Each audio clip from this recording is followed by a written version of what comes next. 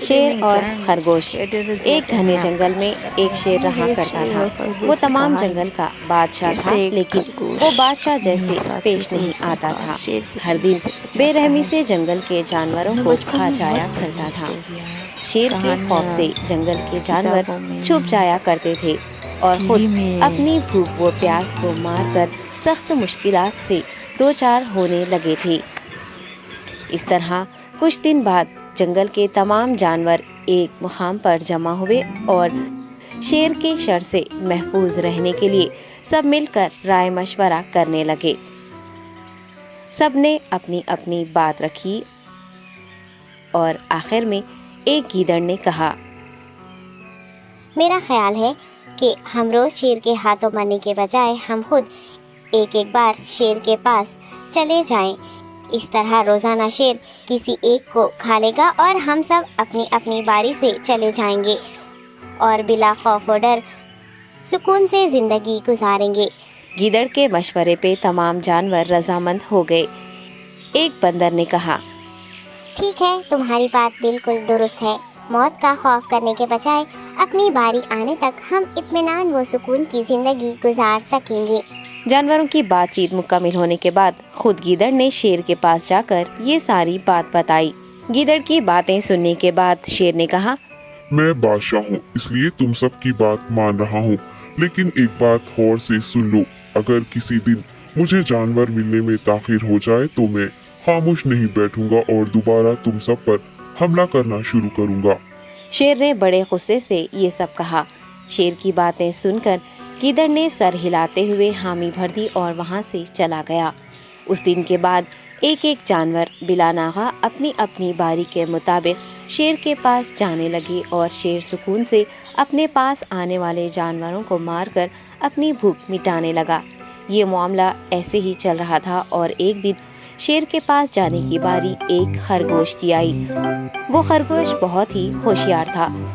اسے شیر کے پاس جانا منظور نہیں تھا اور اس نے اپنے ساتھی جانوروں کو بے رحمی سے مارنے والے شیر کو سبق سکھانے کی ٹھان لی اور ایک اچھی تدبیر نکال کر آہستہ آہستہ شیر کی گفا کے پاس پہنچ گیا۔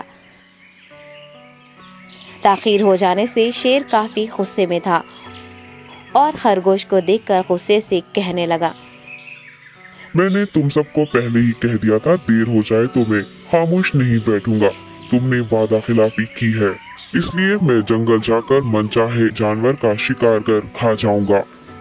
تب خرگوش نے شیر سے کہا، معاف کر دیجیے بادشاہ سلامت، غلطی ہو گئی اور اس کا ایک واجب سبب ہے۔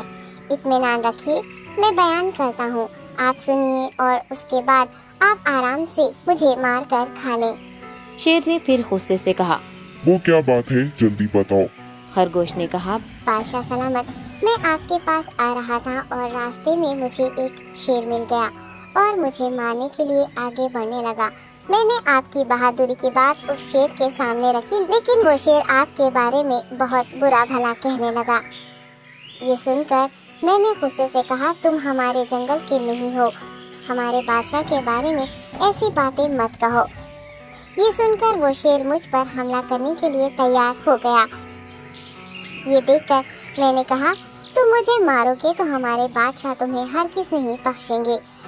تب اس شیر نے کہا، تمہارا بادشاہ میرا کیا کر لے گا؟ میں نے کئی ہاتھیوں کو اپنے پنجے سے مار گرایا ہے۔ تمہارا بادشاہ ہو یا کوئی اور ہو، میرے ہاتھوں بچ نہیں سکتا اور میرے سامنے کوئی ٹک نہیں سکتا۔ میں اسے ختم کروں گا۔ یہ سب بدتمیزی کرنے لگا۔ میں نے اس شیر سے کہا، تم ہمارے بادشاہ سے آ کر بات کرو۔ تب اس نے فخر سے کہا، میں کیوں آؤں؟ تمہارے بادشاہ میں دم ہے تو اسے ہی یہاں لے کر آؤ۔ یہ کہہ کر مجھے دبانے لگا۔ بادشاہ سلامت، اسی لیے آنے میں تاخیر ہو گئی۔ یہ سنتے ہی شیر غصے سے کہنے لگا، چلو ابھی چلتے ہیں، اسے ختم کر دوں گا۔